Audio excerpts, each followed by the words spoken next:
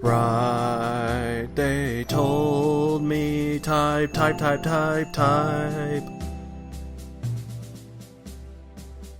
You need a new story, type.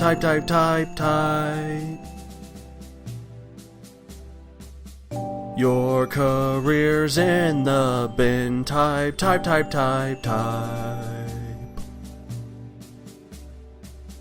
So get working, type.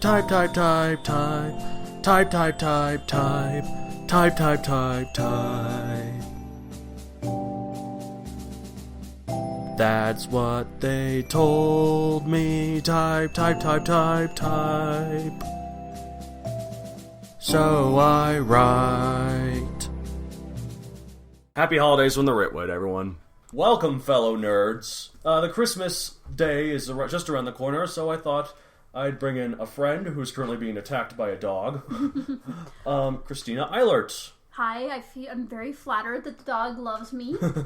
He certainly does, doesn't he? Hi. Hi, Henry. Yep, his name's Henry, by the way, listeners. Okay.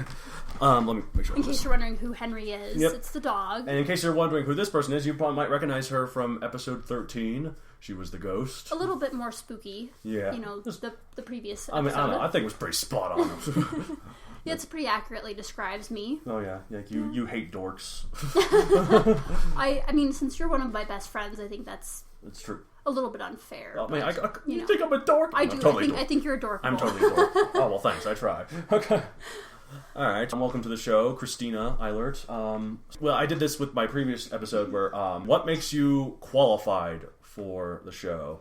Well, I enjoy writing. I have my degree from the University of Colorado in creative writing. Oh, you're already more qualified than Matt David. So I have published a number of different things, mainly self-publishing, kind of nice. like you. But nice. One of my favorites, which is of course what you helped me with, which was my senior honors project. Right. I wrote my own version of The Onion, and my dear friend Matt here, of course, did a lot of wonderful Photoshop for that. Thanks. I'm glad to help. By the way, if you can hear squeaking, the dog is playing with a squeaky toy. All right. Nope. I had a lot of fun with editing with those. Hey, come here, Henry. The wonder of editing will get rid of all this, or will it make it worse? There we go. All right. Anyways. Okay. Sorry about that. Keep going, Christina. So I think we kind of are a little bit of a last-minute decision to record a podcast. So we kind of came up with something on a whim. Right. So hopefully you guys enjoy the content. And if you don't, I guess, we'll go off of whose line it is anyway and say that it doesn't matter. Exactly. It was your fault listening to it for 30 minutes, right? So why don't you tell everybody what we're kind of going to talk about? Well, actually, first we wanted to talk a little bit about, because we do have little segments of the show, and then I had this, maybe we don't have to do it as much, a little. Well, I guess we don't really have to talk about what will we rip off from this month, because we're kind of going to talk about that throughout the whole episode. But what have you writ? What have you at the Ritwit writ?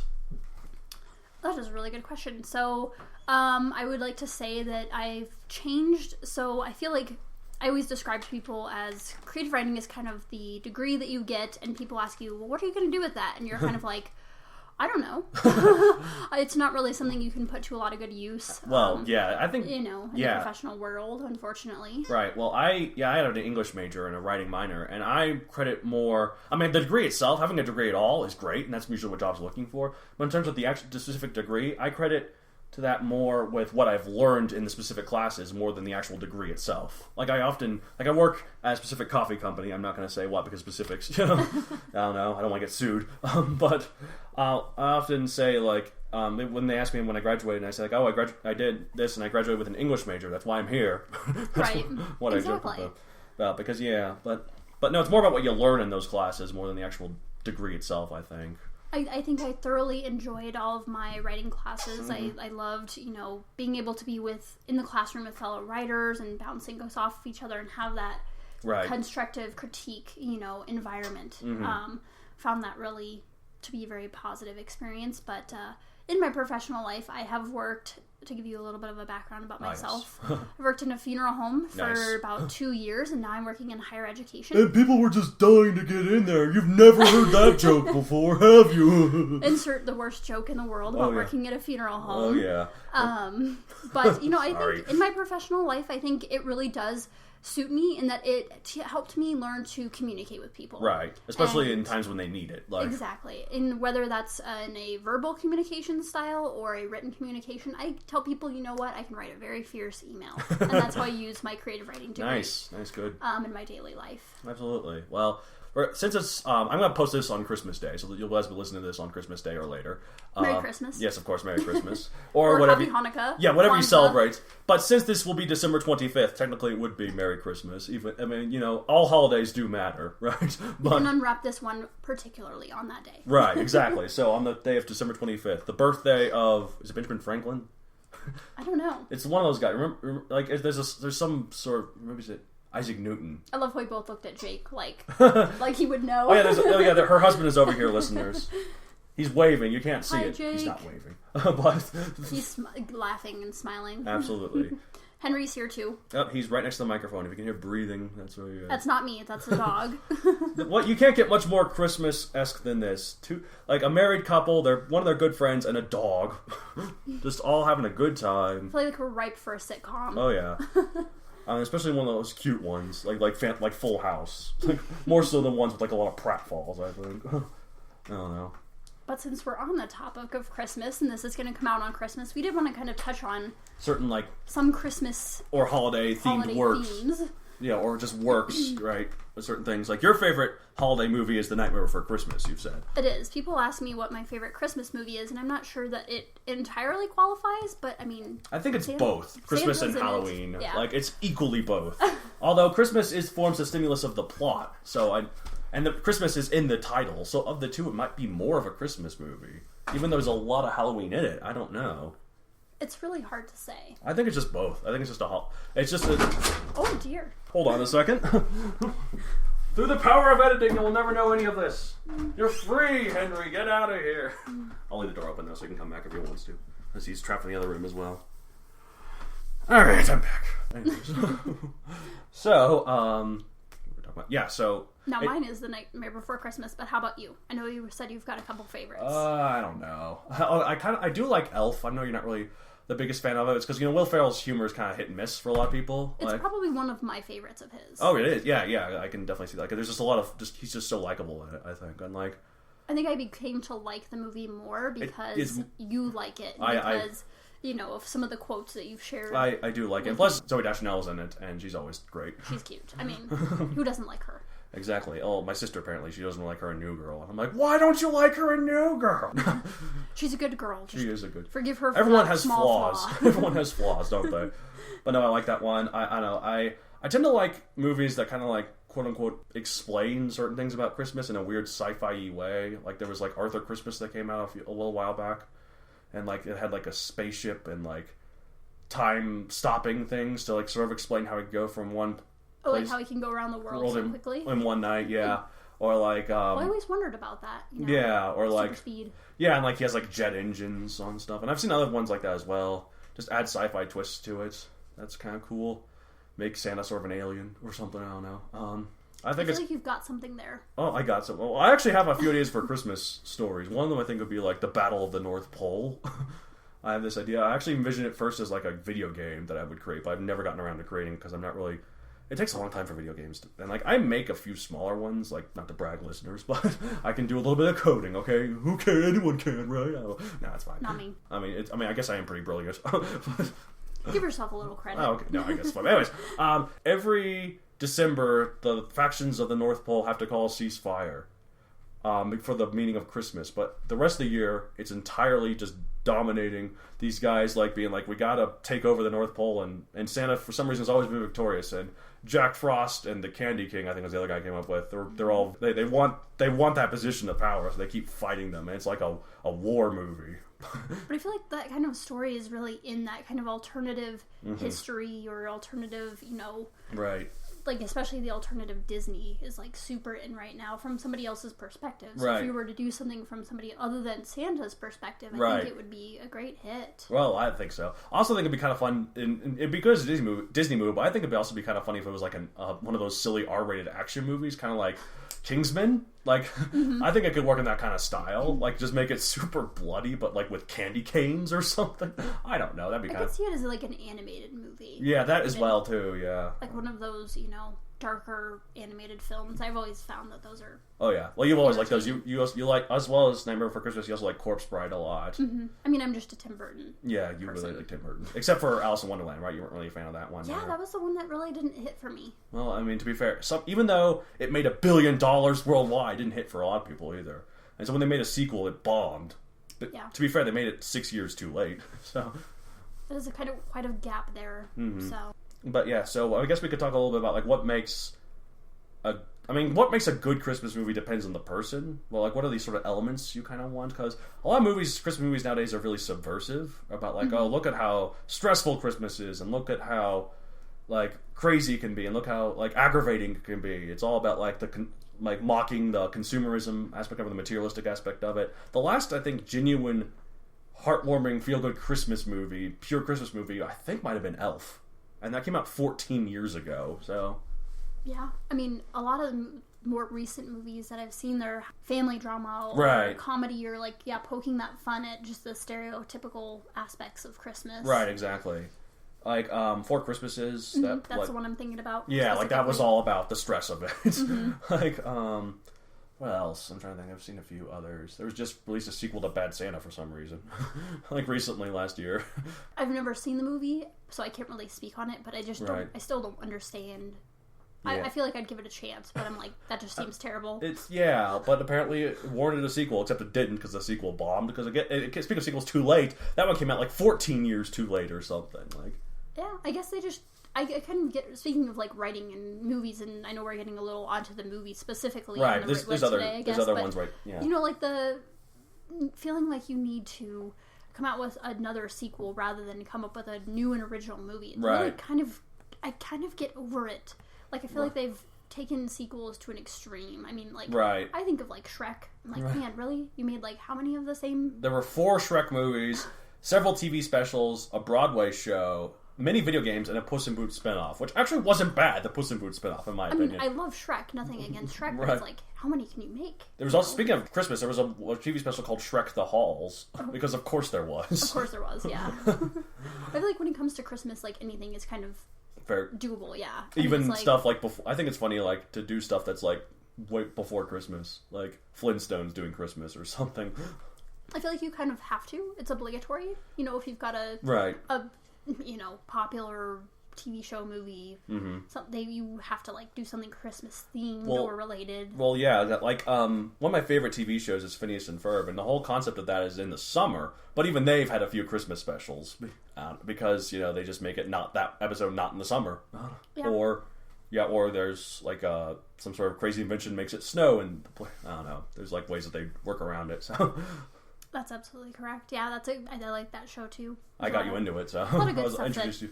I love it when friends introduce you to something. Well, you've introduced me to Asian food, and I'll take credit for that, I guess. I mean, just saying it's a back and forth sort of thing. I mean, but Payway, I'm not sure if I'm allowed to say specific names. I mean, you can. It's just if you worked at Payway, that'd be different. But you didn't say what funeral home you worked at, so yeah. Well, we won't. That's. The funeral home that must not be named, but right because everyone's dead there now. It's a graveyard. It's cursed. That would be kind of exciting, though. Really. How would that work? I wonder. I mean, of course, you'd have to have an Indian burial ground underneath the funeral. Oh, absolutely. That's how it works. And then was that the original cemetery? Yeah, that probably would be the original cemetery, and then they started burying other people on top of it. And... crazy white folks with all these Native Americans. I feel like that's how it works. So it's like a Stephen King reference. Oh, yeah. There must be something buried on an Indian burial ground. Well, like my grandmother's house, I joke about it was built on an Indian holy ground because... and gives life everlasting. Yeah, exactly. Because everything that has lived in that house has lived way too long. Like, I won't get into specifics, but a dog from that house lived 18 years. It's not a bad problem to have. No, I know. Well, it got to the point where even the car that they had there lasted so long. It was such a good little runner of a car. It was like a really old car, too, but I don't know. Anyways, Christmas. That's what this podcast is about. Or, like, this particular episode, anyways. I feel like you invite a woman to the show, and the way I describe men and women, and it kind of made sense to me when I heard it from the first time, is that men are more like waffles when it comes to conversation. They kind of, stick to their little pod, their little square. And women are just spaghetti, Hold on, sorry, I have to deal with barking dogs. I dealt with this last episode too. Dogs, why do you keep doing this? Should I say it again? I mean, yeah, probably. Men are waffles and women are spaghetti when it comes to conversation. So you're talking about, like, men, like, it's a very gridlock sort of set thing, and women just go everywhere at once? Or? Yeah, I mean, you kind of start talking to a woman, and you're like, well, how in the world did you get from this topic to that topic? And it's like following the spaghetti on your plate. You're not really sure which one's connected and how you got from this to that. That's a good analogy. I like that. But men, they kind of stay in their little thing, and then they move on to the next topic. Right. And that's the next square. Well, yeah, exactly. Well, Matt Seibert especially is like that. I'm a little bit more loose about it because I was raised by 3 sisters and no brothers, right? And so, like, a lot of times whenever I talk to you, we could talk for hours about nothing. And then whenever I call Matt Seibert, and then... Oh, Matt David, sorry. I did this last episode with... But Matt David, and I call him, like, I just want to talk. And he's like, okay, about what? I'm like, just wanted to say hi. About what? Okay, what? What's the point, Matt? I'm like, I just wanted to talk. Okay. I couldn't do that when I could with you, right? It's true. I mean, it's just different genders, stereotypically, Mm-hmm. Absolutely. So... Jake, are you that way? He's kind of girly. I'm more like a fettuccine kind. Not quite spaghetti, not quite waffle, but a fettuccine. I don't know what a fettuccine is, but I think I get what you're going for. It's a thicker noodle. You are a fettuccine. Yes, he is a little thicker than I am. You're a thick noodle. Oh gosh, that was a very dirty joke. It wasn't it? Yes. No, limp noodle would be a dirty joke. Okay. Anyway, back to Christmas. Back to Christmas. Now that we're all blushing here on the other end of the microphone. Alright, so... It fits in with Christmas. We're all red. It works.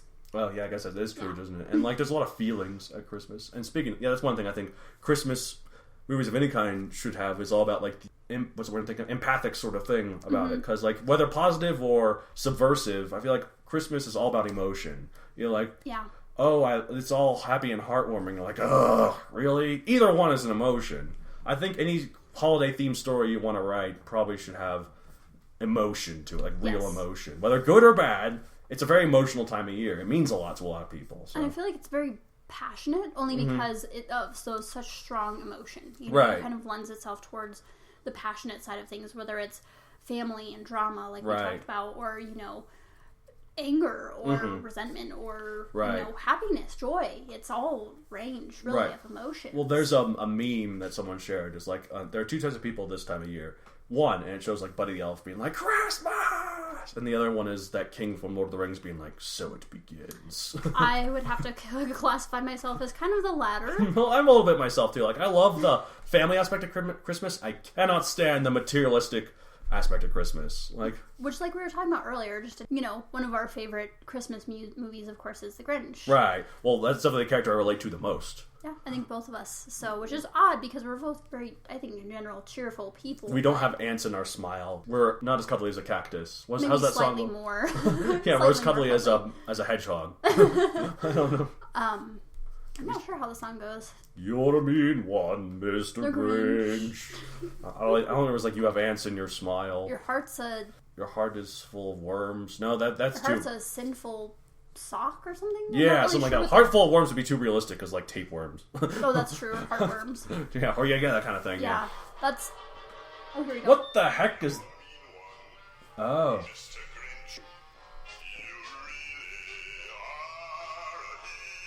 A heel. A heel? Keep playing it, Jake. Oh, there you go.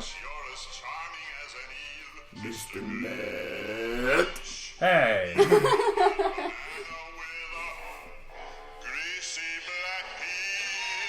Greasy black peel.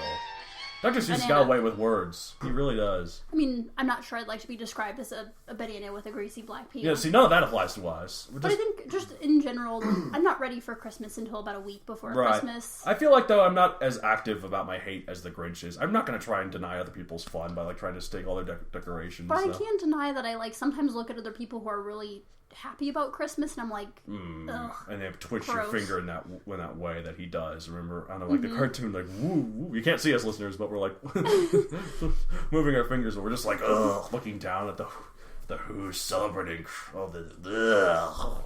But I mean, the way that he changes, I feel like that kind of happens to me every year. You know, and I like that transformative, and I feel like that's a big part of Christmas literature in general, is that transformative action that happens within a person. Right, and like he changes because he realizes that Christmas is not just the materialistic stuff. He stole the materialistic stuff. He got rid of all the trees, got rid of all the presents, got rid of all the decorations. He made this big effort, and then when people still celebrated Christmas, he was like, "Wait a minute, there is more to this than that." There's all the he grew to like it because of the family aspect of the get together sort ofness about it. He liked the emotion of it, not the materialistic stuff. That's why he's a relatable character, you know. Yeah, I think a lot of us kind of, that's where we're at, you know. Right.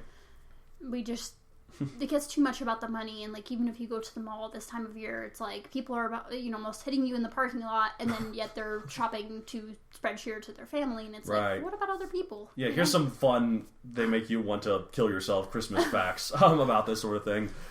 Americans spend $30 billion a year on Christmas presents for their pets. Whoa. Now, since there's only 300 million people on Earth, that means on Earth in America. I'm not one of those folks who thinks America is the only part of Earth. I mean, that's just where we live, so from perspective. Yeah, I meant like in America. There's 300 million people in America, so that must mean there's what's math? I'm not good at math. That's like, Jake, we need math. is that $10 per person, or is that $1,000 per person? What was the numbers again? All right. Our fact checker listeners. All right, 30 billion divided by 300 million. Is that 100? But I think we're at more than 300 million. But that's a good like roughly, yeah. Isn't that 100? Listeners are like yelling at us. Like, it's 100 or whatever. Yeah, that's okay. You can yell it at the computer. Let us know what the number is. I think it's 100. So that means that on average, every American spends $100 a year on Christmas presents for their pets. Now, considering a lot of people don't spend that. Pets, or don't even have that probably means there's some very spoiled cats there who get thousands of dollars worth of Christmas presents. Get diamond collars. Exactly. There's some cat, like a, you know. I'm imagining it's like a cat for some reason. I feel like, well, because I feel like cats are inherently like the snobby, right? You know, and they'll probably still stick their nose at it. Like, here's your diamond crusted tiara and collar and dish, and you put it on him, and he just looks like he wants to like kill every one of you because that's what they do. They always look so grumpy. I'm much more of a dog person. Yeah. In my opinion. I mean, like cats, whatever. What's not to like? I mean, I guess the slobber. The slobber, the farts. But that just makes them endearing. You know? It does. In my opinion. I don't know. Okay, so here's another thing that's depressing about Christmas. Well, it's not really a fact. It's more like just, at my work, the coffee shop that now will not be named, but you all know what it is. They started playing Christmas music the day after Thanksgiving. Black Friday is when they started. Since Thanksgiving was the 23rd, that means that they started playing it on the 24th of November, which means that's a month and one day. Full month of Christmas music, yeah. Which for some people, I guess, is really exciting, but I'm sure you've got some kind of hell of Christmas music. Oh, yeah, and plus I work there all the time, so we hear many repeats. Exactly. I feel like that's the worst thing about working at any type of a store. Right. You're just going to hear the same music over. And that actually did happen to me at the funeral home, too. You played music at the funeral home? They did. They played music at the funeral home very quietly. But it was still on the loop. Oh, I'm assuming, was it death metal? I mean, that would have been actually pretty cool, but no. No, I know, I was making a pun. Right. So, yeah. I feel like the inner goth on the inside of me had to work at a funeral home and had to have, you know, Nightmare Before Christmas is a favorite Christmas movie. It's a good one. It is, yeah. I didn't grow up with that movie like a lot of people did. I saw it, like, I think I first saw it when I first went to college, so I had no nostalgic attachment to it, but I still really liked it. I still thought it was very entertaining to watch, you know? Like, I mean, I watched it as a child, but I thought it was actually really scary. Well, that part of the end is really scary. It is. It's kind of scary. I mean, he gets shot out of the sky with, like, basically a cannon. I thought that was cool, personally. Oh, wow, this stop-motion movie has cannons, like AA artillery. That's pretty badass. Like, it is. They shoot him down with it. I think the thing would be more scary would be like the snake, the giant snake that some of them get to like eat the tree, or like the gift that's just a head, or like right? I mean, all the various creepy gifts that he gives them because he doesn't know any better. Could you imagine having a Christmas like that? Like that's just terrifying. Well, yeah. I wonder what they were like the next year. I mean, you'd be kind of hesitant to open your gifts the next year. Yeah, like there'd be a couple people PTSD on Christmas Eve. That's what I was gonna say. Like, what are the lasting effects of this? Like the ripples. Well, if they heard those anti-aircraft cannons, there might be people already with PTSD who just got it even worse. Not to ruin that movie for you. No, but I mean, it's when you really dig into it, it's a little bit off. Well, I think it's also funny that like the policeman has to assure people we're still trying to figure out where Santa is. Like, Santa is not only real to kids, but a lot of times in these kind of movies, Santa's only real to kids, and adults don't really believe in him. They have to kind of like be reminded or whatever. Like, they don't believe they've lost the magic Christmas. But in this movie, he's a public figure. Yeah, well, yeah. Like, I mean, he's not only real to children, parents, but like he's just a real guy. Yeah. Like, the police are off trying to find Santa, and then everyone's concerned, like, where's Santa? Like, everyone, kids, adults. I mean, I'm not even sure who you would even like relate that the to Pope? in this day and age. Yeah. I mean, I think at one point I remember reading that like there's like a Catholic sort of robe that was like very traditional, but it's the Santa robe. Now, Santa, of course, adopted this, like the sort of course it makes sense because Saint Peter, was an actual person, or no, Saint Peter, Saint Nick. That's what I meant. Yep. Yeah, Saint Peter was also a real person. That's true. But I meant Saint Nick, like Saint Nicholas was a real person, and like. But at one point, I think one of the popes tried to wear this, and people just kept comparing him to Santa. I mean, you look like Santa. With a red coat, yeah, with the fluffy white lining. I mean, what do you expect? It's true. I feel like you can't try to be Santa unless you're like, trying to be Santa, like at the mall or whatever. As long as you're a guy. As a woman, that's what I'm saying. I hope I wouldn't look like, so that's good. Yeah, no. That's reassuring. You would look like Mrs. Claus. I mean, she looks really happy. Of course she is. She's married to Santa. I mean, I feel like you'd have access to like all the best gifts in the world. I have a theory that the reason Santa is so rich and is able to pay for all this is because he's licensed out his image. You have to, every time anyone mentions or Santa or shows a picture of Santa, he gets like a quarter. Like, it's some sort of great big merchandising sort of thing. Like he gets the royalties every time Santa's even mentioned. I feel like Coke probably owes him a lot of money. They were the ones who came up with they didn't invent Santa, but they came up with a modernized look of him. They the one came up with the red coat with the white lining. Because it looks like the Coke is red. The logo is red and white. So, well, there you go. I'm apparently full of fun facts according to people at work. It's true. I mean, you are. I feel like you'd also be good at. I always thought you would be good at. What do you call it? Jeopardy. Yeah, like some kind of trivia or. I mean, it have to be trivia that I care about. If it's like dinosaurs. Yeah, or space or some sort of other things. I don't know, but like if it was like name the Kardashians, I'm like. Where do you start? Kimberly? Colonia? Anything with a K. I feel like there's like 20 Christopher? Right now. Like, right? There's like. Is there any guys? Maybe? I mean, other than Kanye? Why are we talking about this? Christmas! Spaghetti. Forget the spaghetti. Yes, exactly. You spilled the spaghetti. It's everywhere. I think, basically what I was saying earlier was like, in order to write like a sort of a good holiday sort of story, I think you gotta have a lot of emotion to it. Mm-hmm. I also think it's really funny when there's like, I know like a lot of shows have like very special episodes at Christmas. We're talking about that with Phineas and Ferb. I think it's funny when it's like something that like you wouldn't expect, like CSI Miami. Or something. Especially, it'd be even funnier if it's like revealed that Santa is real in one of these things, like this place with horrible murder, and then like ho ho ho, and then Santa flies off, and like great, now stop the murder down there, please. We got a pedophile on the loose on this.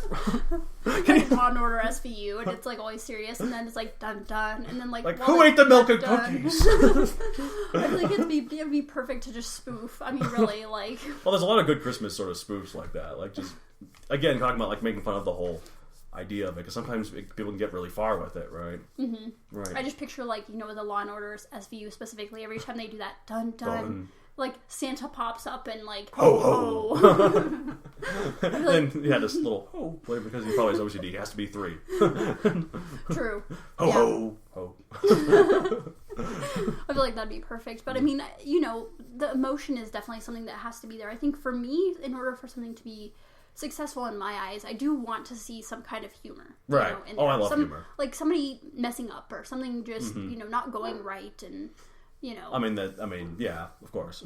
So.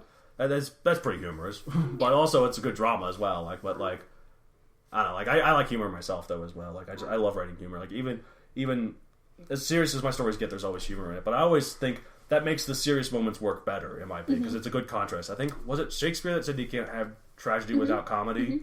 And I 100% agree with that. So yeah. the story you have is like depressing all the time through. It doesn't. You kind of grow tired of it. Well, just the juxtaposition. I mean, of it. Mm-hmm. You know, it makes it more intense. Mm-hmm. So. Yeah, exactly. That's kind of what I like to go for in some of my writing as well. So, can I talk about like? Is there anything else you wanted to say that we didn't mention? I don't know. Anything else that you wanted to mention? Look at Jake. Yeah, hi Jake. He's waving again. He's not waving again. He's smiling. He's kind of giving me. He looks like the Keebler elf. He looks like the Grinch. We do the finger thing. Yeah, there we go. Like looking down with the camera pointed up to make him look even more intimidating. Oh yeah, like that. Oh, that looks like you're doing the Hitler mustache. Yeah. Like stroking your Hitler mustache. I feel like the Grinch is Hitler's distant cousin. No, Grinch is too nice. I mean, he grew. His heart grew. His heart grew 3 sizes, remember? Hitler's shrank a lot. Exactly. That's why I say distant. Well, I mean, we're all distant cousins of Hitler. That's the thing. You know, again, in this very special Christmas episode, we're talking about Hitler. But you know, the thing about Hitler, and like whenever there's like a terrible person in history, people like to distance themselves. Be like, oh, he was just a monster. Oh, he was not. Unfortunately, we have to own up to the fact that he was human in like anything like that in the future. You know, if we can own up to the fact that he was a very real human and not like some sort of supernatural monster, it's probably the way we have to deal with it. Well, I think that might be what I love about the Grinch is that even though he is like this monster and he's this fictional he's literally a character, monster. He's like green and has this weird sort of look to him. But that is real people. Like we're like that ourselves. Like we just admitted earlier. There's a movie coming out of the Grinch next year. It's another anime movie. It's by the same guys who made Despicable Me, so it's probably not gonna be that great. But I mean, it could be. Okay, fine. I just hate the minions. From someone who has been a minion. That's it. Oh, okay. I love the minions. They're so great. Nah, okay, fine. I'm not ashamed of it, but you know, it's fine. You can like the minions if you want. Anyways, there's gonna be a movie next year about the Grinch, and Benedict Cumberbatch is the voice, and I think that's perfect casting. Oh yeah, that'll be lovely. Yeah, I mean, that would be lovely. That would be lovely. I mean, he was, in terms of his voice acting work, he sounded menacing as that dragon in The Hobbit. So. Oh, was that him? Yeah. Oh, I didn't know that. Yeah. So probably he won't be that intense, but. Yeah, I mean, but Jim Carrey. I mean, that's true. I can't un-Grinch the Jim Carrey voice as the Grinch. Yeah. I mean, maybe, I don't know. But like in the anime movie, the anime short for the Grinch, it was Boris Karloff. Was it really? Yeah. Maybe he was the narrator, so maybe it wasn't the Grinch. But I feel like maybe the Grinch was the narrator. But just for those listeners, he was a big horror movie guy in like the 50s and such. Yeah, he was like the original Dracula, I think. Yeah. Benedict Cumberbatch would also be a good Dracula. He'd be good at anything. I mean, let's be real. I mean, he wouldn't be good at. I don't think he'd be a good Santa. I feel like he would find a way to make it work. He probably would, but I think there's better choices. True. He'd be a good. I mean, I love Benedict Cumberbatch. I don't know why I'm saying this, but he'd be a good Krampus or Krampus. Oh yeah. The one like the Germanic Christmas demon. That like instead of getting lump of coal, he gets sent to hell for being a naughty kid. Which is something. I mean, we haven't definitely talked on that at all. I mean, I'm not sure if you wanted. We could. I don't know. Chat about that. We could. What? The various Christmas legends or what? Yeah, I feel like that'd be kind of fun. Okay, sure. Well, one thing. A lot of the origins from Santa come from Norse mythology. Actually, like Odin was the original Santa.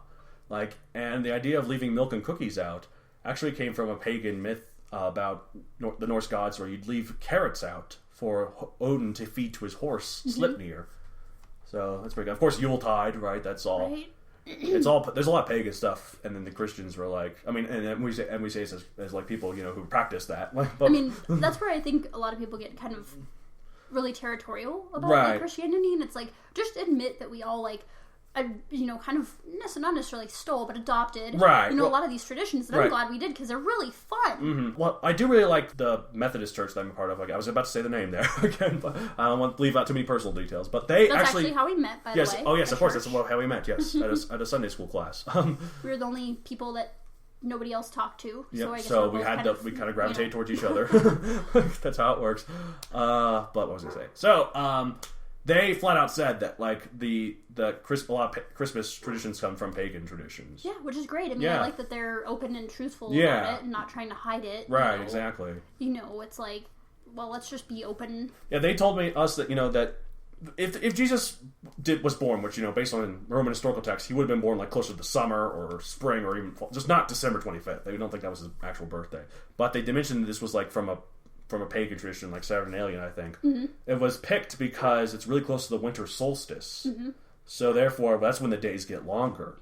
So we were like, hey, that sounds good. For the Son of God, he comes down, and then the days get longer because the light of God is upon us. I'm like, oh, that makes sense. Well, if you think about it, if you're like the PR person for early Christianity, let's just hypothetically say that that's the way that this went down. Oh, yeah, the PR person with the turban, probably, because it's Middle East. Like, it's smart PR if you just go into a territory and you're like, hey, looks like you've got these traditions in your religion. Why don't we just make that a part of what we do? Well, that's what the Romans did. And it kind of works. It's weirdly smart. Well, yeah, I get that's like what the Romans did, yeah, because like that's why a lot of the Roman gods seem very similar to the Greek gods, because they conquered the Greeks, and then they're like, hey, we like this. I mean, why not take the stuff that you like? Right, that's better than trying to conquer someone and say, hey, you have to follow what we do. But it's kind of like this. It becomes kind of a weird, like, buffet, I guess, style religion. Well, yeah, because like I definitely don't object to, but it is definitely odd. Well, like, where did the idea of a tree come from? I assume that's also Saturnalia, right? I mean, I know about Excuse you, Jake, by the way. Log. Because you heard that. Yeah, the Yuletide log, that's right. But the entire tree, I'm not really sure. We should have had my dad come in as a guest star, too, because he knows all about this. Well, because if it was based off, like Jesus, it would have been a palm tree, wouldn't it? That's probably accurate. It wouldn't have been a pine tree. Oh, no. Mm-mm. But, I mean... Can I interject? Yeah, sure. What do you got, fact checker, Jake? In my extensive knowledge as a preschool teacher. That's what makes him qualified for the show, apparently. Oh, yeah, absolutely. Oh, he's also kind of sick, by the way. Yeah, that's me coughing. And it's my holiday cheer. The evergreen tree was actually, it's a Germanic, when they conquered the Gauls and the Germanic tribes, they had to incorporate their religious beliefs. And so they used the evergreen tree, and they had that as a part of it. But the main reason is because Prince Albert was a German prince at the time, and his wife was one of the queens from England.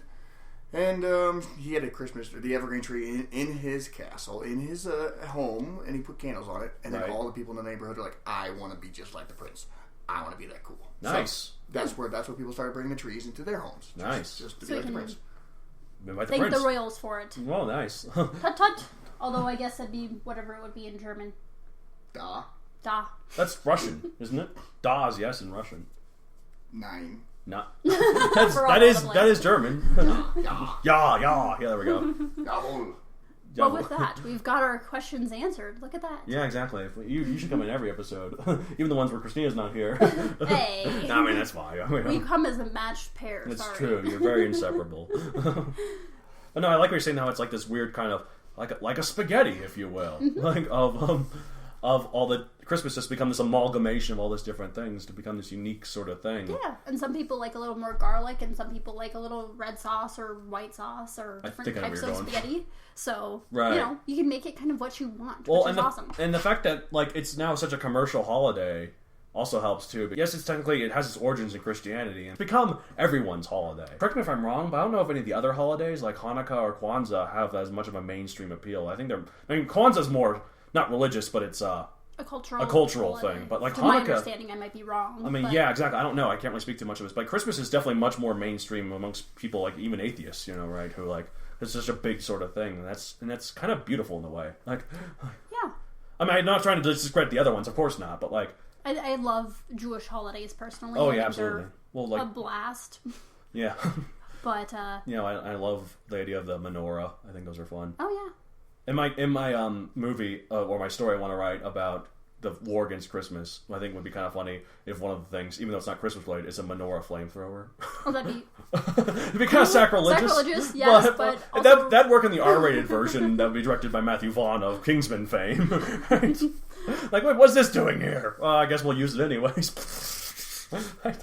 I could see it. Yeah. I'm not sure how many people you may or may not offend, but I think that's part of the joy of things. Yeah, exactly. I think as long as I offend everyone equally.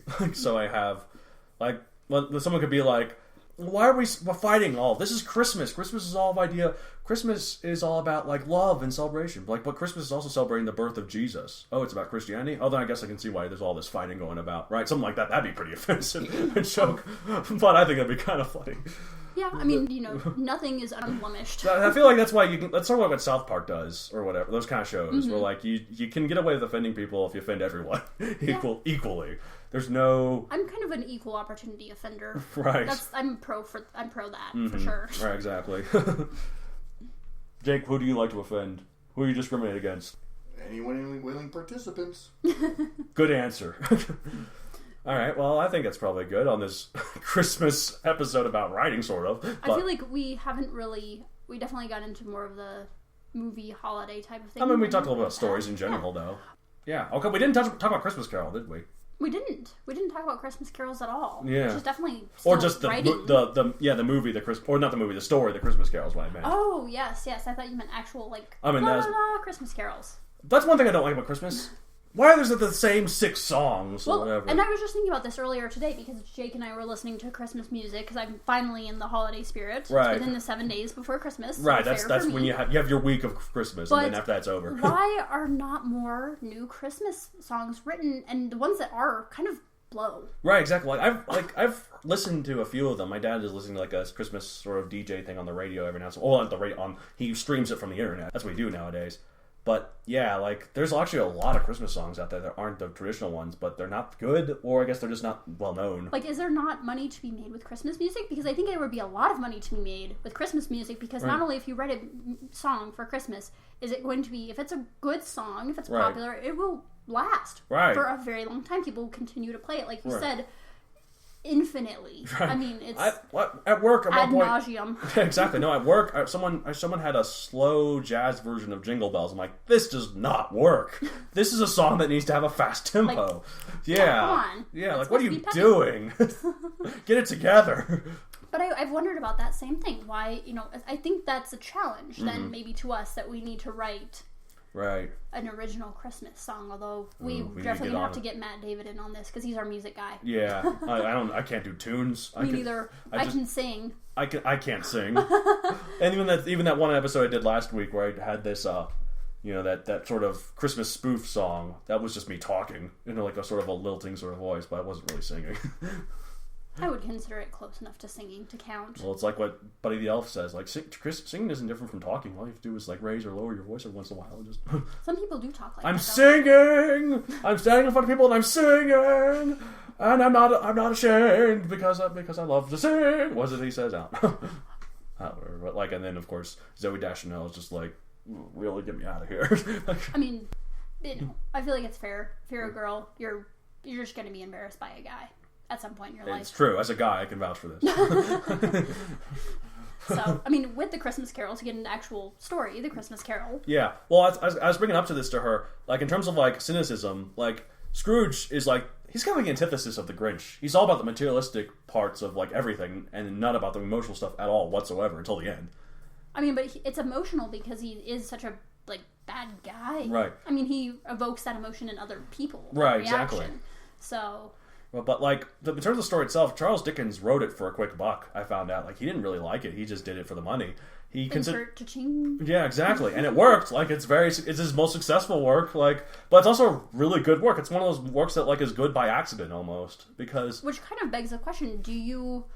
To me, as a writer, I've always wanted to write something because I like it, or I'm writing it for a certain audience. So, do you... I think you should do a balance. Like, you should absolutely write what you want to write, unless you just want to completely sell out. I mean, if you do want to do that, can't stop you. For you as a writer audience, like, do you...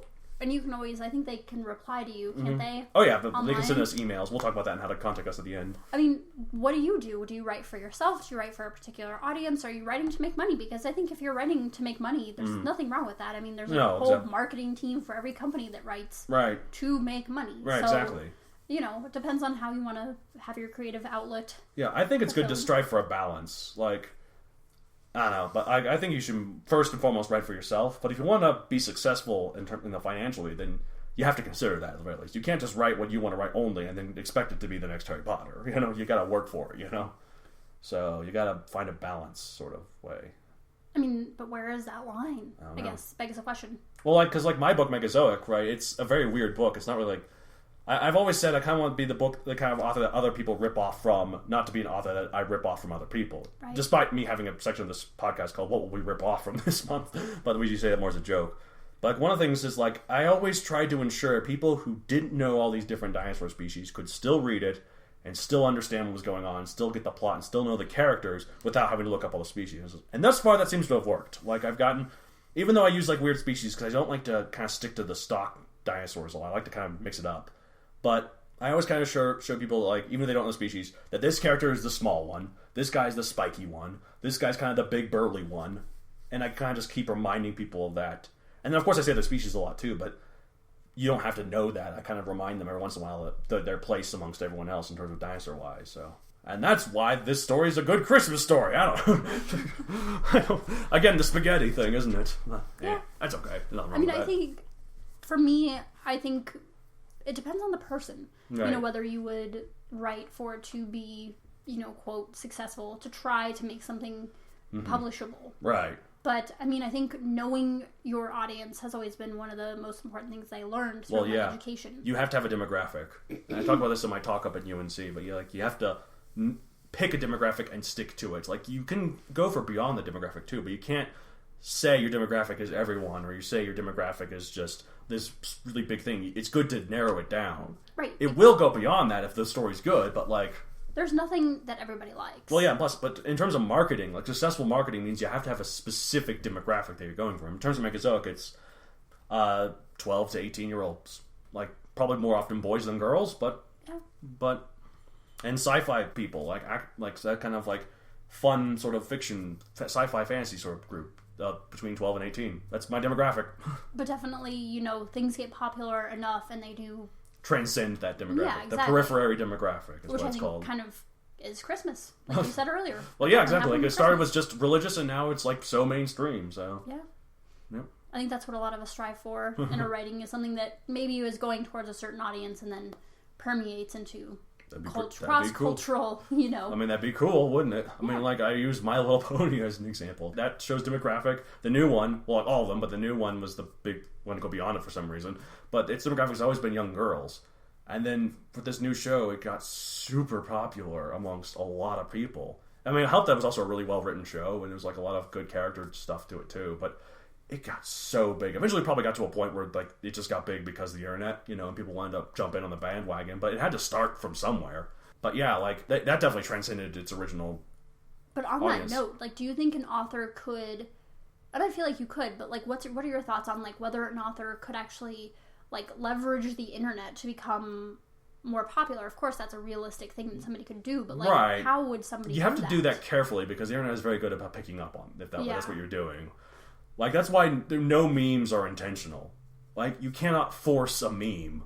Like, a lot of times if, like, there's something a lot of people want to quote or whatever constantly, you can't do it on purpose. I mean... Can you? I mean, you can, I guess, but, like, I don't know. Like, there's some jokes I have in my book that I feel like would be good memes. I'm not going to say which ones, because then the internet will be on it. They'll be on it. There will be a meme on it next, like, tomorrow. Right, exactly. Or they'll immediately make sure it's never a meme, because I said I want it to be a meme. And they're like, nope, we refuse. So... I mean, I could make it a meme. Okay. If you want to, I guess. Get on that. Put it on knowyourmeme.com and whatever. But, like, I think the internet's very good about picking up on that. Like, that's why I kind of like the Emoji Movie. That movie that came out earlier this year.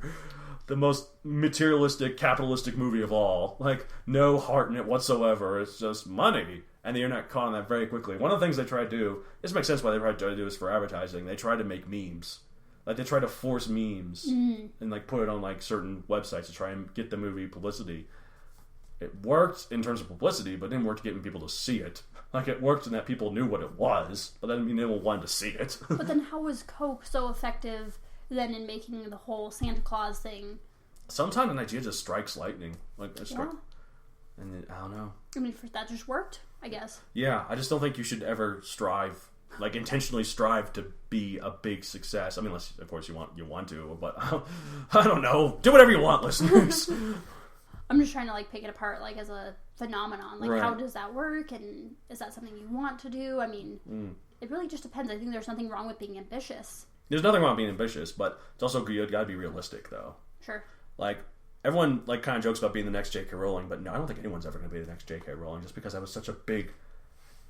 like lightning. I mean, you have a theme park. Yeah. I mean, after your book. I mean, I'd love a Megazoic theme park, but I know that's never going to happen. I mean, but also you've got to consider the times. I mean, like, going back to Charles Dickens, I mean, his book was extremely successful. They've made movies. It's lasted There's way been beyond so many his, movies. You know, his legacy has lived on well beyond him. I mean, it's also really short, too. So, like, I wonder if, like, there's been more adaptations of it than there are words in the story.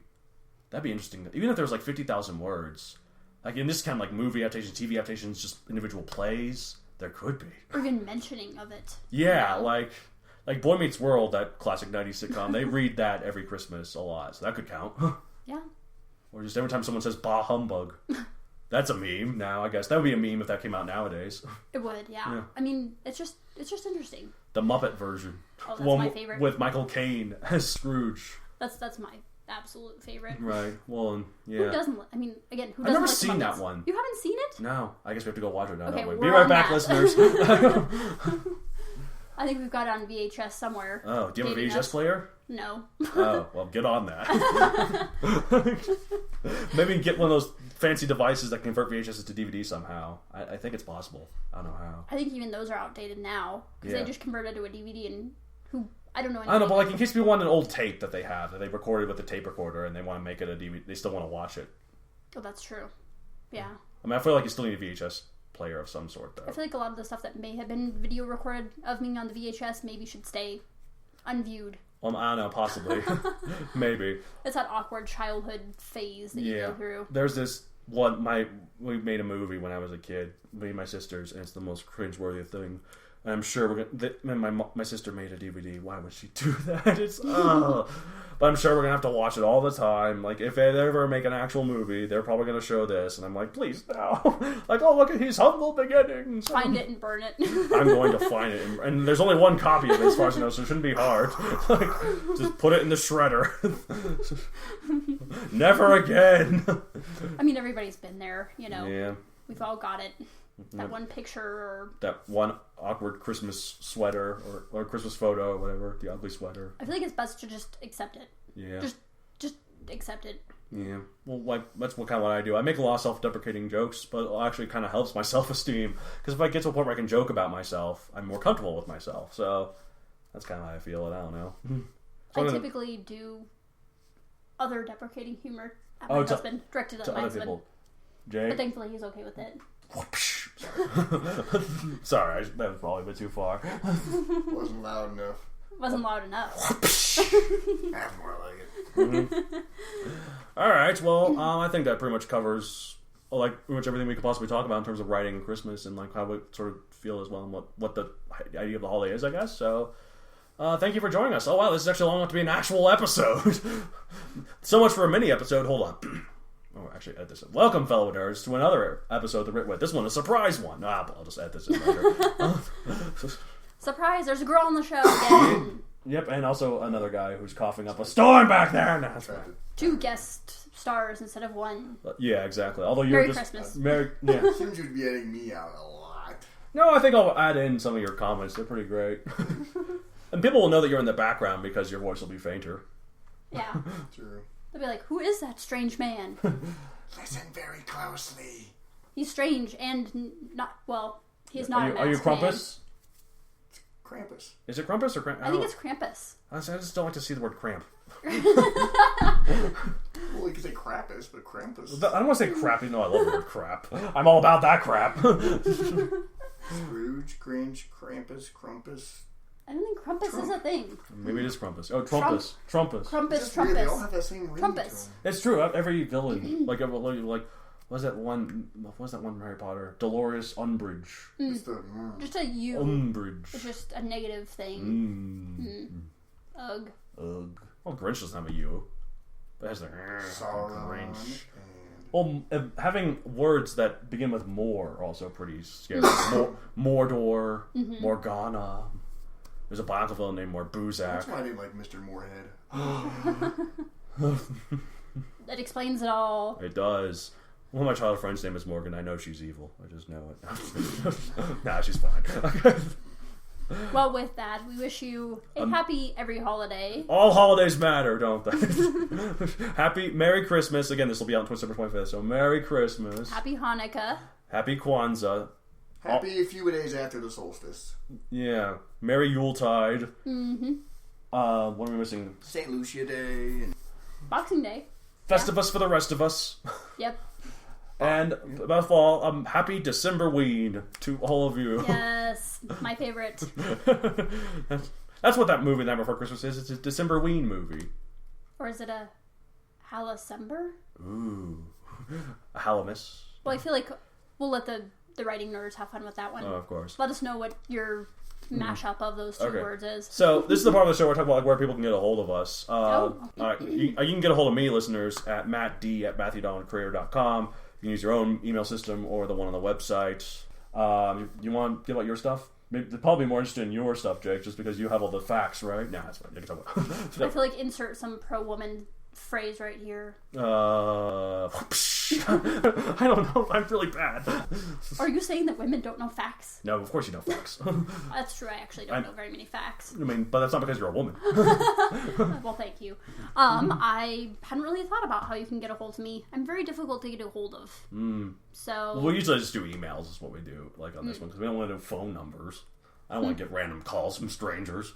I mean, I love you guys, listeners, but... I mean, I kind of feel like if I gave out my phone number, that might be entertaining to see what I get back. I can't stop you. It could be a good social experiment. I can't stop you. Do whatever you want, I guess. Well, you can always reach me. I guess best way would be at Facebook. My name is certainly unique. Christina Eilert, EILET RT. I'll put it up. See, It'll be on the description. even my best friend can't spell it, so I mean, it'll be on the description. So have fun with that. You can certainly get in contact with me that way. How can I get a hold of you, Jake? To ask you all sorts of questions about why pine trees are Christmas trees. If you try to get a hold of me, that's helpless. I can barely get a hold of myself sometimes. He's mysterious. He'll wander off into the woods and we'll never see him again until he pops up again whenever he chooses to. It's like a holiday person. You're like a unicorn. You just have to wait till I appear again. I only am where I'm needed, and right now I'm needed elsewhere. Jake just flew away, by the way. Whoa. All right, thank you guys for listening. Oh, you can reach me on my Twitter at MatthewDon64. Why 64? I usually come up with a joke for this answer. Come up with a joke for me, guys. Nintendo 64. That's what everyone says. That's exactly what Alan said last episode. I don't really know what else you're supposed to say. The Commodore 64. There was a Commodore 64. That just dates The me. thing that's creepy is that Matt was actually born in 1964, and I'm just kidding. I actually made that joke once. When I said I was 53 years old. Or 1864. Ooh. He's secretly a vampire. Ooh. Well, I was going to say I killed Abraham Lincoln, but that means I did when I was a year old. I was a very murderous baby. I feel like that could be a book. I whispered in John Wilkes Booth's ear, kill Lincoln right after the play. I mean, if you want to continue down the whole math thing, 64 is 8 times 8. Oh my God. I made this joke before, too. You're 8 squared. You're 8 squared. I am 8 squared. Or 6 plus 4, you're 10. You're perfect. It's a good number. I am perfect. Or I'm a perfect 10. 2 to the 6th power. What does that mean? What's the 2 significance? times 2 times 2 times 2. To the 6th power? Yeah. I hate math. I hate math. Clearly, we've got 2 writers in the room and a math person. I have a shirt that says, I'm an English major, you do the math. It's very applicable, I say. But if you like math, we still love you. Yeah, I guess. I mean, I don't know. With of course we do. I feel like we come back to the point that we made earlier today, which is, of course, that Matt and I both being, well, really everyone in this room being somewhat feminine. Oh, yeah. And I'm they pretty can accept feminine. this. We could go on and on forever, but thank you for listening. Of course, thank you so much for listening. Thank you for having me as your guest host. No problem. Let me know if you want to do it again sometime. Absolutely. I mean, maybe we'll get Matt Seibert in. He'll be in next episode, I swear, listeners. You'll get to hear that big boisterous laugh next time. Just like Santa. We should do a laugh montage. Jake, laugh like Matt Seibert. Oh my God, I don't even know how to do it like him. He always has like a... like you have to like some sort of weird build up. That sounds creepy. Okay, this is when Matt Seibert's gonna be a super villain, not David. Sorry, guys. Or I don't think we've mentioned this in this episode, but I refer to him because I have a lot of Matts that have been in my life. We'll let this cat out the bag that I refer to Matt as Greg. Yes. So this Matt Donald is of Bob. course Bob. Bob and Greg. Bob and Greg, my friends. Just to keep them straight. The two Matts, Matt Donald and Matt David. Yep, that's been an inside joke for a few years now. Right. Because when I refer to people like Jake knows both Matts, we have to make some differentiation between the two of them. We are known by many names here in the podcast. Matt and Matt, Bob and Greg, Donald and David. Seivert and Hall? But to name me by the naming rules of the show, You're Lee. I am Christina Lee. However, there may be another Christina Lee. Yeah, there's another Christina. Spoiler in the future. Yeah, exactly. There's another Christina who's interested in doing a Kes Toaster. I'm so popular. You're just too popular. I'm a published author. All right, we've talked about this too long. Thank you for listening, listeners, and have a good holiday thing. Don't get too drunk on New Year's. Or do. Or, yeah. Just don't die. Yeah, that's the important thing. Or do. It's up to you. I mean, it'll fund the funeral home. Merry Christmas, everyone. The Red